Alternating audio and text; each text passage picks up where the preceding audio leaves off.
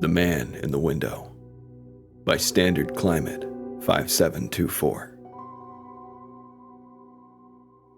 I always found solace in the night. It was quiet, still, a time when the world seemed to pause and let me catch my breath. My small apartment, tucked away on the top floor of a creaky old building, became a haven when darkness fell. The street outside was usually deserted by then, leaving only the soft hum of distant traffic and the occasional rustle of leaves to keep me company. That's why I noticed him, right away. The man standing in the window of the building across the street. It started about a month ago. I was sitting at my desk, a cup of tea steaming beside me, when I glanced out of the window. The apartment opposite me had always been vacant, the windows dark and lifeless. But that night, a dim light glowed from within, casting a faint silhouette against the glass. At first, I thought nothing of it. Someone had moved in, I figured. But as the days passed, I realized something was off. The man was always there, always standing in the exact same spot, staring out the window. He never moved, never shifted, just stood there with his face obscured by the shadows. I couldn't make out any details. No features, no expressions, just the dark outline of a figure. I told myself it was nothing to worry about.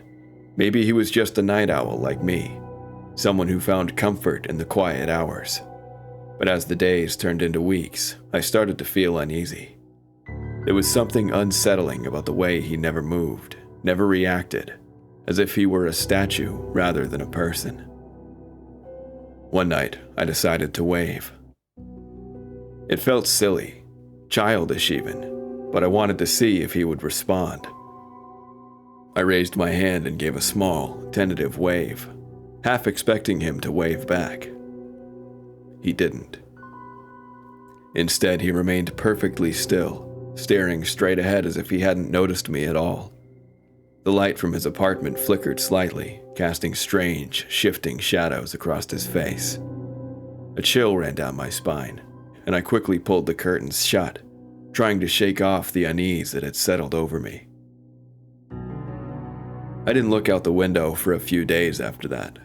I told myself I was being paranoid, that it was just some guy minding his own business.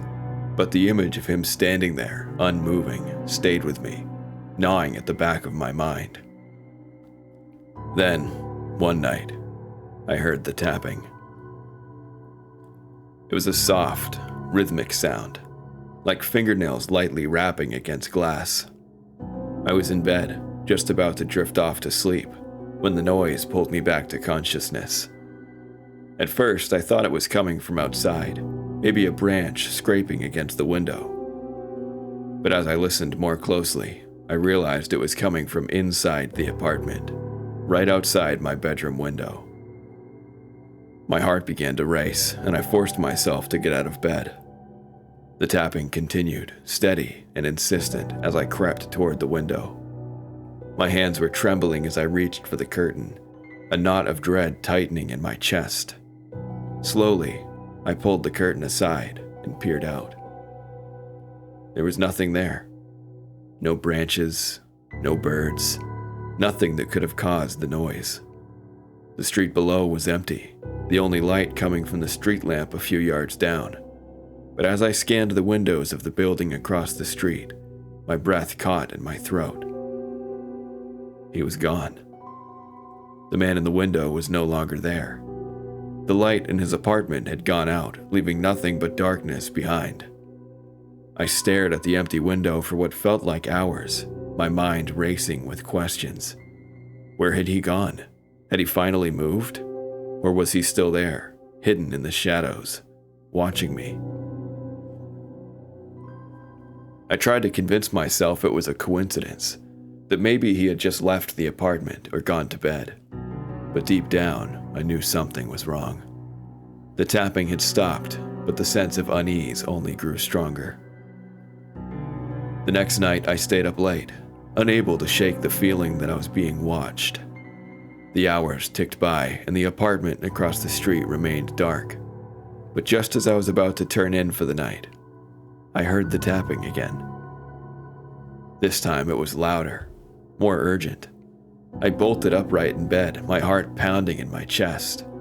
The sound echoed through the room, filling the silence with a relentless rhythm that set my nerves on edge. I didn't want to look. Every instinct told me to stay away from the window, to hide under the covers and pretend I hadn't heard anything. But the tapping persisted, driving me to the brink of panic. I had to know. With trembling hands, I threw the curtains open and screamed. He was there, standing on the fire escape right outside my window, his face pressed against the glass. I stumbled back, my scream catching in my throat as I stared at the figure before me. It was the man from the window, but now I could see him clearly. His skin was pale, almost translucent, and his eyes, oh God, his eyes, were black, empty voids that seemed to swallow the light around them. His mouth was twisted into a grotesque smile, teeth bared in a silent snarl. He raised one hand and tapped the glass with a long, bony finger, the sound echoing in my ears like a death knell. I backed away, my mind reeling with terror. How had he gotten there? How long had he been watching me?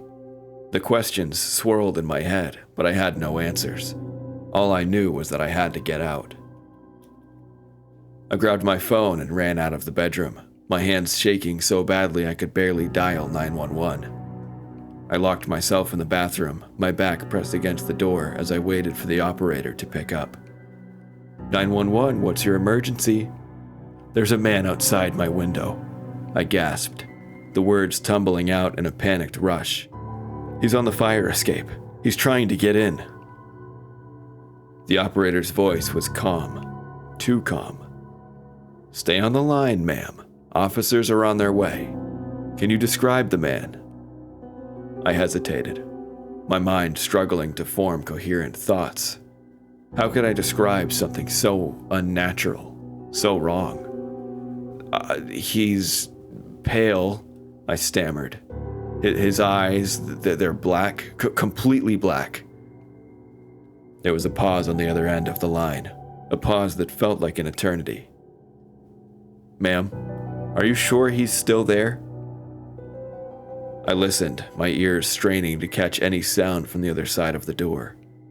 The tapping had stopped, and the apartment was eerily silent. I don't know, I whispered. I can't hear anything. Stay where you are, the operator instructed. The officers will be there soon. I nodded, even though she couldn't see me. My body was trembling with fear. Minutes passed, each one dragging on longer than the last, until finally I heard the sound of footsteps in the hallway outside my apartment. Ma'am, this is the police. Can you open the door? I unlocked the bathroom door with shaking hands and peered out. 2 officers stood in the living room, their expressions a mix of concern and confusion. He was right there, I said, pointing toward the bedroom, on the fire escape. The officers exchanged a glance before one of them nodded and headed toward the window. I stayed in the doorway, my heart still racing, as the other officer gently questioned me. But when the first officer returned, his face was pale. There's no one out there, he said, his voice barely above a whisper. What?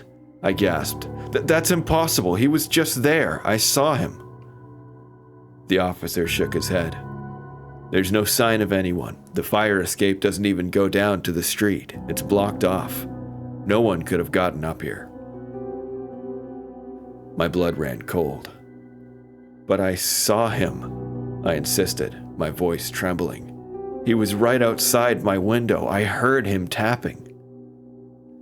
The officers exchanged another look, this one more serious. They stayed with me for a while longer, searching the apartment and checking the building. But they found nothing. No sign of forced entry, no evidence that anyone had been on the fire escape.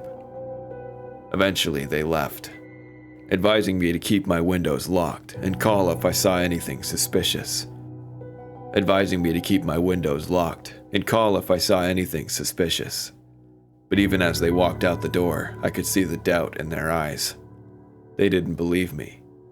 They thought I was just another paranoid woman with an overactive imagination. But I knew what I saw. That night, I didn't sleep. I sat in the living room, every light in the apartment turned on, my eyes glued to the window. But the man never returned. The tapping didn't come back. In the days that followed, I did everything I could to put the experience behind me. I threw myself into work, spent more time with friends, anything to keep my mind off what had happened. But no matter how hard I tried, I couldn't shake the feeling that I was being watched. A week later, I moved out of the apartment. I couldn't stay there any longer, not with the memory of those black eyes burned into my mind. I found a new place across town, a high-rise building with no fire escapes, no dark windows to stare out of. For a while, it worked. The nightmares faded, the paranoia eased, and I started to feel like myself again.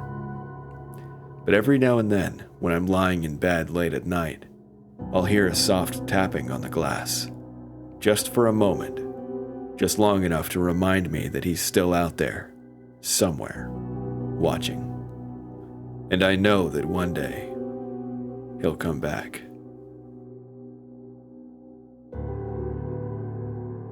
Thank you guys for listening to this story by Standard Climate 5724. It'll be linked in the description if you want to check it out for yourself. If you enjoyed the video, please like and subscribe, and if you have a story of your own, please email me at awfultoastreads@gmail.com. But as always, until next time, goodbye.